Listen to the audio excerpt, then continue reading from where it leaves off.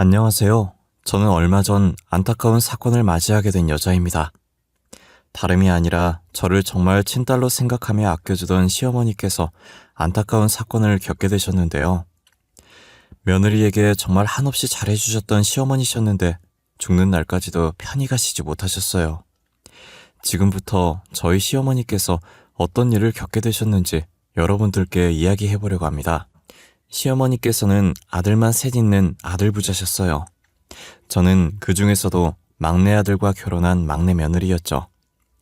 시어머니께서 살아생전 늘 입에 달고 다니는 말이 있으셨는데요. 죽기 전에 소원이 하나 있다고.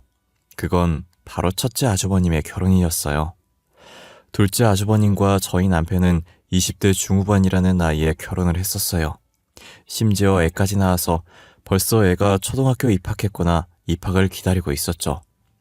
반면 첫째 아주버님은 동생들 다 결혼하고 30대를 다 보내고 있을 때까지도 결혼을 못하고 계셨어요. 누구를 만나는 것 같지도 않고 회사 집만 반복하는데 저러다 노총각으로 죽는 게 아닌지 걱정하셨어요. 큰 아주버님은 결혼할 마음이 있는 건지 시어머니의 마음을 아는 건지 모르는 건지 주말에도 밖에 나가는 모습을 본 적이 없어요. 그래도 시어머니께서 자식 농사를 잘 지으셔서 3명 다 대기업에 다니고 있었어요. 큰 아주버님도 대기업에 다니고 못난 얼굴도 아닌데 왜 결혼을 못하는지 모르겠더라고요. 그래도 몇 년 전에 만나는 여자 있는 것 같아 보였는데 잘 안 됐는지 아무런 소식이 없었어요. 시어머니께서 걱정을 너무 많이 하시길래 제 주변 사람들 중에서 괜찮은 사람 있으면 큰 아주버님께 소개를 해드려야 하나 싶을 정도였어요. 아무래도 30대가 끝나가는 나이이니 큰 아주버님도 포기하신 것 같았어요. 그러다 큰 아주버님이 30대의 마지막 해를 맞이했을 때 폭탄 선언을 하시더라고요. 그 전에 중반부터 결혼을 전제로 만나고 있는 사람이 있다고요. 같은 회사에 다니면서 만나게 됐다고 하시더라고요. 그 말을 들은 시어머니는 너무 좋아하시고 저희는 놀랬어요. 저는 시어머니가 그렇게 밝게 웃을 수 있는 분이라는 걸 처음 알았어요. 조만간 여자를 집으로 데리고 와서 인사를 드리겠다고 하더라고요. 저희는 큰 아주버님이 큰 형님 되실 분 데리고 올 때 시댁에 안 가려고 했어요. 그런데 시어머니께서 젊은 사람은 젊은 사람이 봐야 한다고 와달라고 부탁을 하시더라고요. 그래서 남편은 두고 저 혼자 시댁으로 가서 큰 형님 되실 분을 봤었어요.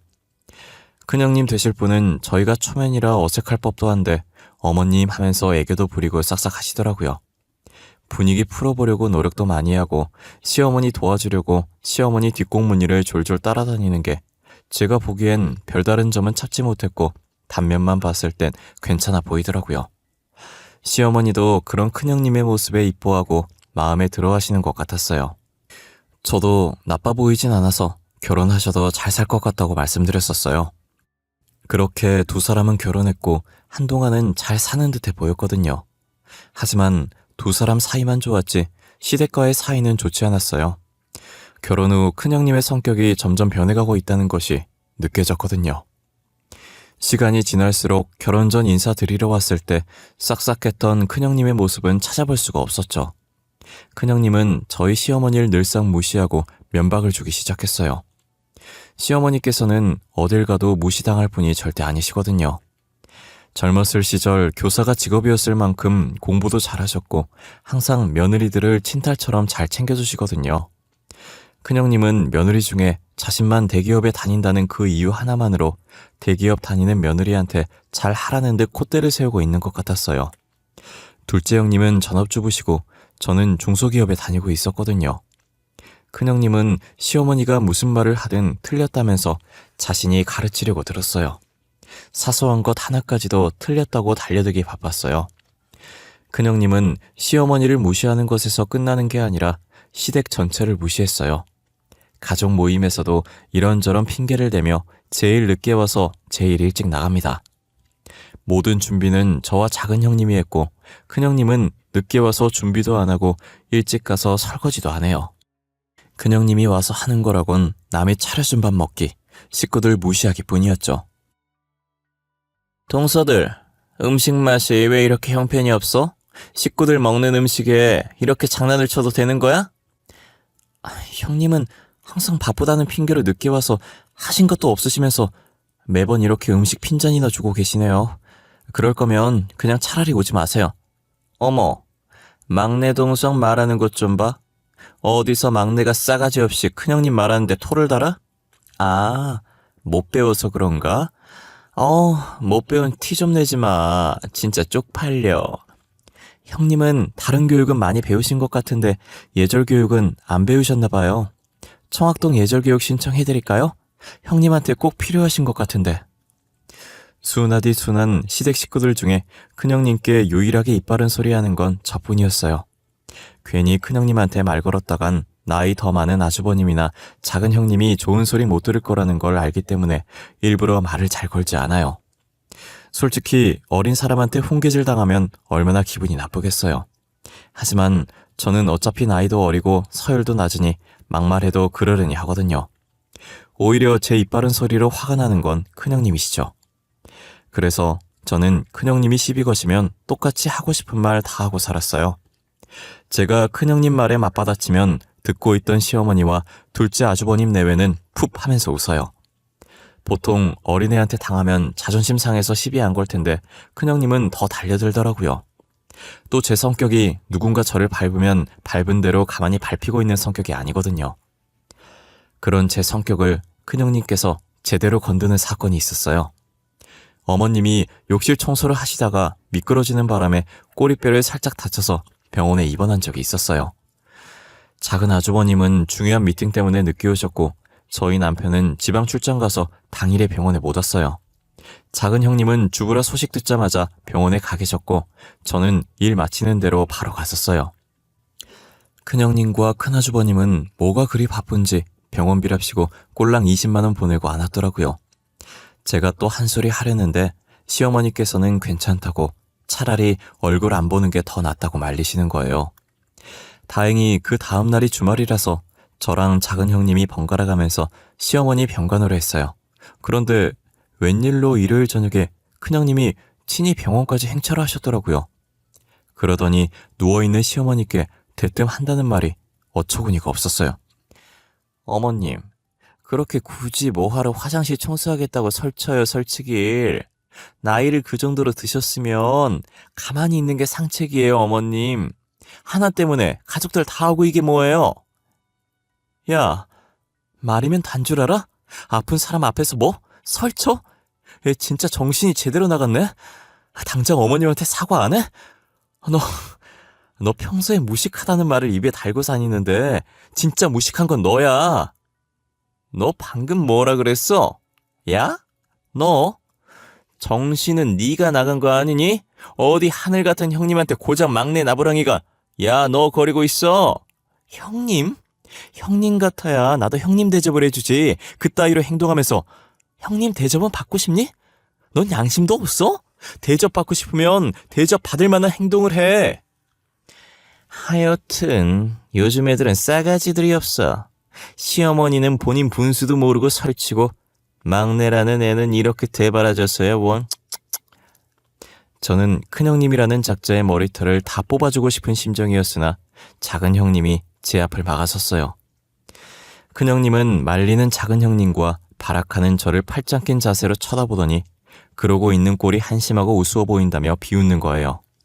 그러더니 시어머니께 돈 보낸 거 확인했냐고 큰아주버님이 하도 보고 오라고 해서 억지로 온 거라면서 괜찮아 보이는 것 같으니 가보겠다면서 끝까지 염장을 지르더라고요. 불러 세워서 한 소리 더 하려다가 작은 형님이 제게 눈짓하고 고개를 좌우로 흔드시길래 참았어요. 큰형님이 가고 시어머니께서도 큰형님이 더 있어봤자 스트레스만 받고 도움 안 된다고 그냥 가서 이 자리에 없는 편이 마음 편하다고 하더라고요. 그 뒤로는 큰형님도 큰아주버님도 시어머니의 병실에 머리카락 하나 보이지 않으셨어요. 시어머니께서는 나이가 있으신지라 꼬리뼈 아무는 시간이 오래 걸려 꽤 긴 병실 생활을 한 후 퇴원하고 다시 예전처럼 평범한 일상으로 돌아갈 수 있었어요. 저는 이대로 시어머니께서 건강하게 오래오래 사셨으면 좋겠다고 생각했어요. 하지만 제 바람과 다르게 시어머니는 하루하루 빠르게 늙어가기 시작하셨고 없던 건망증도 생기더니 무언가를 잊는 게 일상이 되어버렸어요. 작은 형님과 저는 그런 시어머니의 모습을 보면서 단순 노화가 아니면 어쩌지 하는 생각에 병원에 안 가려는 시어머니를 억지로 모시고 검사를 받았어요. 제발 치매만 아니길 바라며 검사 결과를 기다리는데 검사 결과는 암담하게도 치매였어요. 시어머니는 자신이 치매라는 소리를 듣고 충격을 받으셨는지 실어증까지 걸리신 거예요. 아무것도 말하고 싶지 않아 하셨고 급기야 밥도 드시지 않으려고 하셨어요. 아직 치매 증상이 심한 정도가 아니라서 괜히 시댁 식구들이 걱정할 것 같아 시어머니의 치매 소식을 알리지 않았어요. 작은 형님이 계속 시댁에 가서 시어머니를 살피셨고 저도 퇴근 후 작은 형님과 시어머니를 살폈어요. 그러다 시어머니의 증세가 점점 심해지고 더 이상 가족에게 숨기기가 힘들어지더라고요. 이러다가 무슨 일이 생길 것만 같아서 요양원이라도 모시고 보살피는 게 나을 것 같은 거예요. 그래서 작은 형님과 저는 가족들에게 시어머니의 치매 소식을 알리기로 했어요. 여보, 작은 아주버님, 놀라지 말고 들어주세요.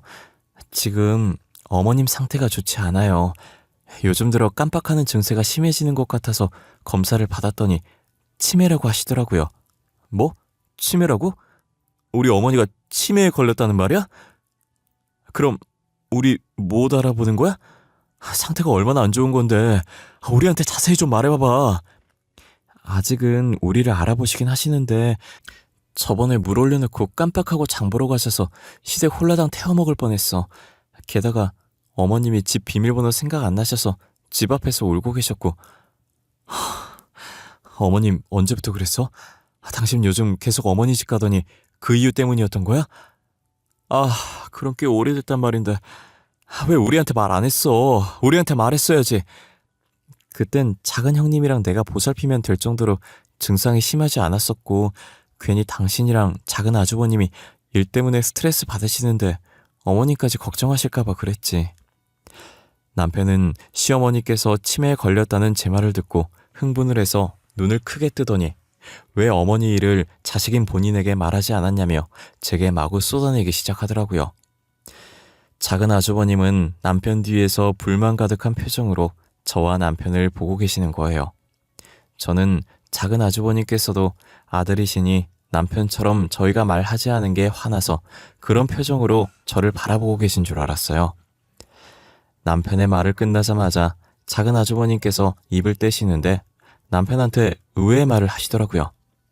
막내야, 그만해. 재수씨도 그동안 어머니 모신다고 얼마나 힘들었겠냐.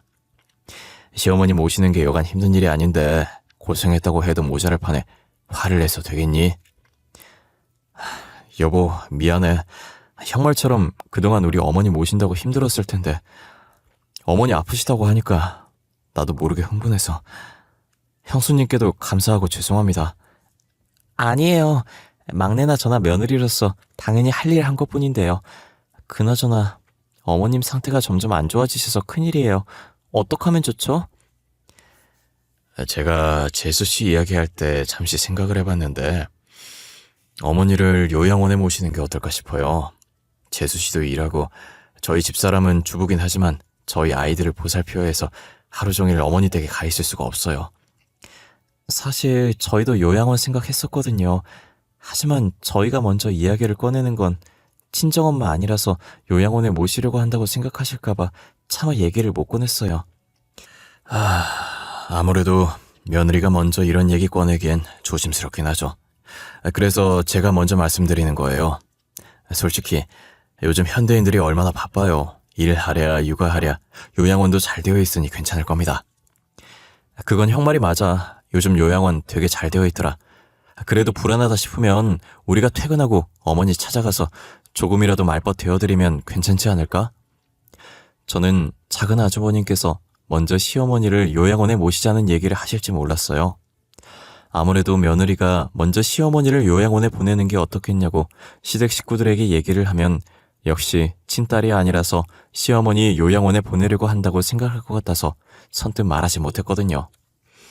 작은 아주버님은 저희가 그런 사람이 아니라는 것을 충분히 잘 아시고 그동안 저희에게 수고했다며 그 정도면 충분하다고 시어머니를 요양원에 모시자고 하시더라고요. 작은 형님과 저는 시어머니께서 편하게 지낼 수 있는 요양원을 열심히 알아봤어요. 아무래도 친어머니 같은 분이시라 최대한 친절하신 분들이 계신 요양원에 모시고 싶었거든요. 그렇게 2주 정도 요양원을 알아본 후 저희가 심사숙고해 선택한 요양원에 시어머니를 모셨어요. 병실에 누워있는 시어머니를 보는데 작은 형님과 저는 괜히 죄송해서 눈물이 나려고 하는 거예요. 저희가 죄송한 표정으로 서 있자 시어머니는 남의 집 자식들인 며느리를 힘들게 할까봐 걱정이었는데 요양원에 와서 다행이라고 이제야 편하게 지낼 수 있겠다고 말씀하시더라고요. 자신은 진짜 마음 편하니까 미안해 하지 말라고 앞으로 안 올 거 아니지 않냐면서 웃는 모습이 보기 좋으니 웃으라고 하시는 거예요. 그 말에 형님도 저도 시어머니께 자주 오겠다고 웃어 보였어요. 작은 형님네라 저희 부부는 이 소식을 큰형님네에 알려야 하나 말아야 하나 엄청 고민을 했어요. 어차피 알려도 시어머니 보러 오지 않을 것 같았고 보러 온다고 해도 사람 속만 뒤집어 놓을 것 같았어요. 하지만 작은 아주머님께서 그래도 제일 맞은데 그러는 거 아니라면서 자신이 연락해놓겠다고 하더라고요. 저희는 솔직히 큰형님네가 시어머니를 보러 올 거라는 기대도 하지 않았어요. 하지만 저희 예상과 다르게 개과천선을 하신 건지 큰형님과 큰아주버님이 요양원으로 찾아온 거예요. 제가 퇴근하고 시어머니 병실에 도착한 지 5분 정도 지나고 큰형님네가 울상으로 들어오더라고요. 또 어떤 말로 사람 속을 뒤집으려고 왔나 싶어서 팔짱 끼고 그들을 쳐다봤는데 그들은 울 듯 말 듯한 표정으로 시어머니에게 다가가 시어머니의 두 손을 꼭 잡았어요. 갑작스러운 일에 시어머니께서는 놀란 눈으로 저와 작은 형님을 번갈아 쳐다보셨고 저와 작은 형님도 적잖이 놀라서 멍한 표정으로 서로를 쳐다봤어요. 큰형님은 시어머니의 두 손을 잡자마자 눈물을 터뜨리더라고요.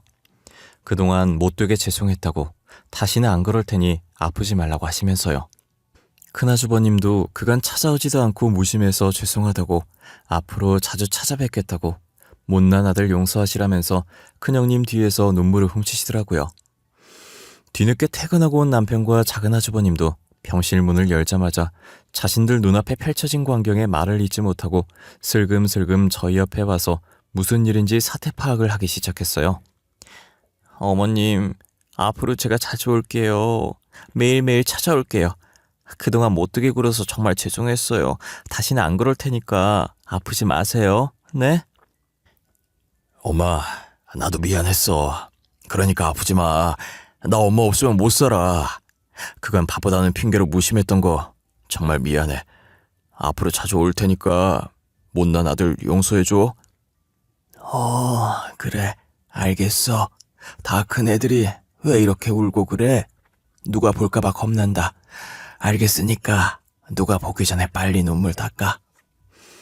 시어머니께서는 난처한 표정으로 큰형님과 큰아주버님을 달래기 바빴고 큰형님과 큰아주버님은 시어머니 곁에서 안 떠나려고 하셨어요.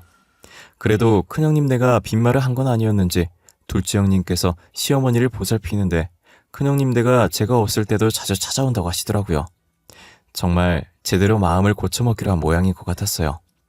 하지만 저희 세형제 부부의 극진한 보살핌에도 불구하고 시어머니 상태는 점점 안 좋아지더라고요. 다른 건 다 깜빡하셔도 저희는 끝까지 잊지 않으셨던 분이 이제는 저희조차도 못 알아보실 만큼 상태가 좋지 못했어요. 천천히 상태가 안 좋아진 것도 아니고 갑자기 안 좋아지셔서 왜 그런 건지 영문을 모르겠더라고요. 의사 선생님 말로는 극심한 스트레스를 받아 치매 진행 속도가 빨라진 것으로 보인다고 하는 거예요. 하루 종일 요양원에 계시고 둘째 형님이 잘 보살피셔서 스트레스 받으실 일이 전혀 없으실 텐데 도대체 어디서 스트레스를 받으신 건지 도무지 모르겠더라고요. 저희는 스트레스가 원인이라는 의사 선생님의 말을 받아들일 수가 없었어요. 혹시나 요양원 직원들이 시어머니께 스트레스 주시는 건가라는 생각을 아주 잠깐 했었지만 다들 착하신 분이고 늘 자신의 가족처럼 생각하시는 분들이라 절대 그럴 일은 없었어요. 날이 갈수록 치매 증세는 심해지시고 스트레스의 원인은 알 수가 없으니 답답하더라고요. 스트레스 원인이라도 알면 그걸 해결하고 조금이나마 시어머니를 편하게 해드리고 싶은데 말이에요. 원인이 뭔지 모르니 일단 저희는 시어머니를 이전보다 더 극진히 보살피자는 생각을 했어요. 저희 세형제 부부는 극진히 시어머니를 모셨지만 시어머니는 저를 기다려주시지 않으셨고 뭐가 그리도 급하셨는지 요양원에 들어간 지 1년 만에 저희 곁을 떠나셨어요. 저는 시어머니께서 돌아가셨다는 게 한동안은 믿지 않았어요. 시어머니가 돌아가시고 제일 슬퍼한 건 큰형님네였어요. 큰형님은 장례식장에서 시어머니의 영정사진을 보며 목 놓아 우시다 기절까지 하셨어요. 큰아주버님도 넋이 나간 사람처럼 시어머니의 영정사진만 뚫어져라 보셨죠. 저는 그 모습을 보며 진작에 더 잘하셨으면 얼마나 좋았을까 싶었어요. 저희는 정신없는 장례식을 마친 후 부조금 계산하며 시어머니 유언장 이야기를 하고 있었어요. 시어머니께서 유언장을 안 남기신 것 같은데 어떻게 할까 저희끼리 고민하고 있는 와중에 큰형님은 주머니에서 봉투 한 장을 꺼내더니 저희에게 내미시더라고요. 작은 아주버님은 큰형님이 내민 봉투를 받아들어 봉투 안에 있는 종이를 꺼냈어요. 큰형님이 저희에게 내민 것은 다름 아닌 시어머니의 필체로 적힌 유언장이었어요. 유언장에는 큰형님네한테 모든 유산을 주겠다고 되어 있었고 시어머니의 손도장까지 찍혀 있었어요. 작은 아주버님은 아무 말도 못하고 종이를 떨어뜨리셨고 저와 둘째 형님이 그것을 주었어요. 작은 형님과 저희 부부는 시어머니의 유언장을 보자마자 이건 잘못된 거라고 이의 제기를 했죠. 아까까지만 해도 울고 불고 난리였던 큰형님네는 저희가 의의 제기를 하자 표정이 싹 바뀌더니 어머니께서 그렇게 하기로 한 걸 왜 자신들에게 의의 제기를 하냐며 콧방귀를 끼더라고요. 재산을 전부 자신들 앞으로 남겨주기로 했으니 아량을 베풀어 부조금은 나눠 갖자고 하는 거예요. 저희는 어떻게 그럴 수 있냐고 따졌지만 유언장에 적힌 필체가 시어머니의 필체가 맞아서 더 이상 아무것도 할 수가 없었어요. 아무것도 해결하지 못한 채 어머님의 유품을 정리하러 제일 먼저 요양원으로 향했어요. 요양원에 가면 여전히 웃는 얼굴로 저희를 반겨줄 것 같은데 이제 요양원에서 저희를 반기는 건 서랍에 들어있는 1년간의 시어머니의 흔적들이더라고요. 서랍에 있던 시어머니의 유품들을 박스에 하나씩 담는데 베개 밑에 녹음기 하나가 있더라고요. 왜 녹음기가 베개 밑에 들어있었는지 모르겠지만 일단 시어머니께서 쓰시던 베개 밑에 나왔길래 시어머니의 다른 물품들과 함께 녹음기를 박스에 담았어요. 그리고 시댁에 가서 병원에서 들고 온 박스를 내려놓고 집안을 눈으로 한번 훑었어요. 시어머니께서 시집 오시고 추억이 많이 담긴 이 집에서 한 번도 이사를 가지 않았다고 하셨었는데 집안을 훑어보며 그 말이 생각나서 이 집이 꼭 시어머니 같다는 생각에 눈물이 났어요. 흐르는 눈물을 닦고 다시 시어머니의 유품을 정리하기 시작했어요. 곳곳에서 새형제가 어릴 때 쓰던 물건들이 하나둘씩 나오기 시작하더라고요. 저도 오랜만에 보는 카세트 테이프를 반가운 마음에 같이 있던 카세트 플레이어에 넣고 재생시켰어요. 새형제의 옹알이부터 가족들 앞에서 노래자랑 한 것까지 추억들이 이 카세트에 다 들어있었어요.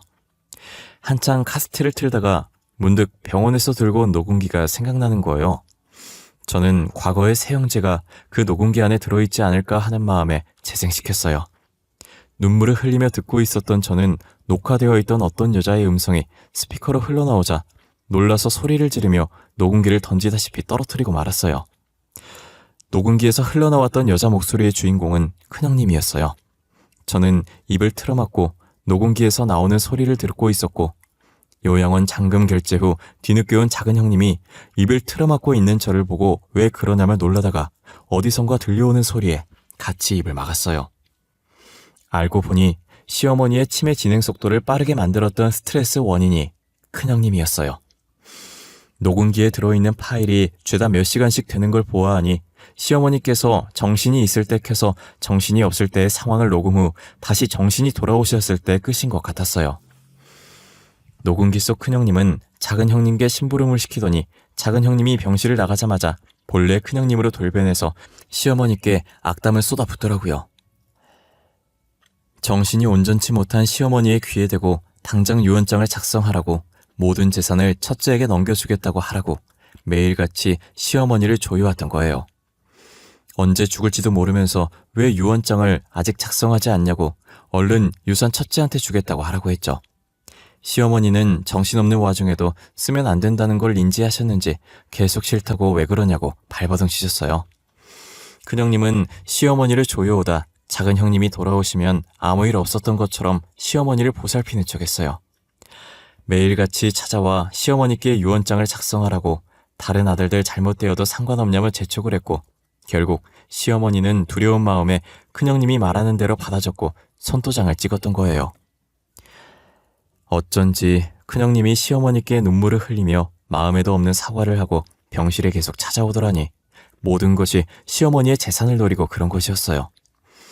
작은 형님은 모든 사실을 알고 자신의 탓이라며 자책을 했어요. 본인이 자리만 비우지 않았더라면 시어머니께서 그렇게 빨리 떠나지 않았을 거라고 주먹으로 자신의 가슴을 퍽퍽 치면서 울부짖었어요. 저는 작은 형님을 끌어안고 절대 작은 형님 탓 아니라며 그런 생각 하지 말라고 했어요. 그래도 이 녹음본으로 시어머니 재산을 지킬 수 있어서 다행이라고 이것마저 큰형님네로 넘어갔다면 그건 진짜 시어머니께 죄 짓는 것이라고 했죠. 작은 형님은 제 말에 일단 시어머니 재산부터 다시 되찾자고 그리고 자책을 하든 용서를 빌듯 하자더라고요. 저희는 녹음본을 남편과 작은 아주버님께 들려줬어요.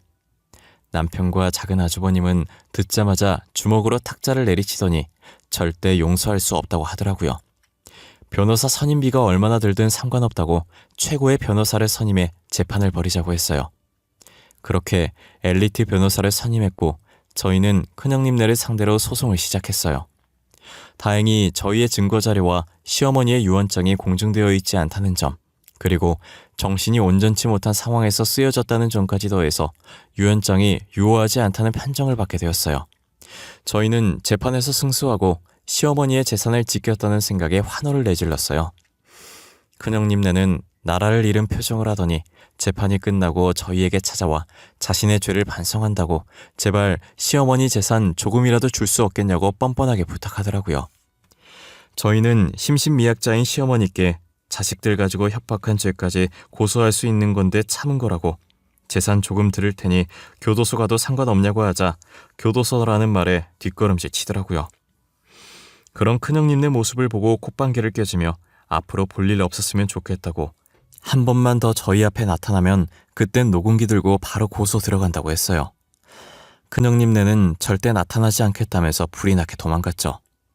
그 뒤로도 큰형님네는 아직까지도 저희 앞에 나타나지 않고 있어요. 작은 형님네와 저희 부부는 시어머니가 살던 동네로 이사와 시어머니 바로 아파트에 살면서 잘 지내고 있죠. 아직 시댁을 팔지 않아서 작은 형님과 제가 매일같이 청소하면서 열심히 관리해주고 있어요. 아무래도 시어머니의 추억이 담긴 곳은 이곳뿐인지라 선뜻 정리해야겠다는 마음이 안 들더라고요. 작은 아주버님과 남편도 처음엔 처분하려다가 막상 처분하려고 사람을 부르니 마음이 영 안 내키더래요. 그래서 지금까지도 처분하지도 않고 가끔 저희끼리 여기서 모여서 놀곤 해요. 그리고 저희 시어머니 재산은 작은 형님네가 70%, 저희 부부가 30% 가졌어요. 작은 형님이 저희 일 하는 동안 하루 종일 시어머니 옆에 붙어서 보살폈으니 그렇게 받아도 마땅했어요. 당연히 작은 형님 쪽에서는 반반 가지자고 반대했지만 저희 부부가 싫다고 완강하게 밀어붙였죠. 저희는 지금 누구보다 행복합니다. 아마 시어머니께서도 저희 모습 보고 안심하고 편히 가시지 않았을까 싶어요. 시간이 지나서 다시 시어머니를 만날 그날까지 열심히 살아보려고 합니다. 그럼 지금까지 저의 긴 사연을 같이 들어주셔서 감사합니다.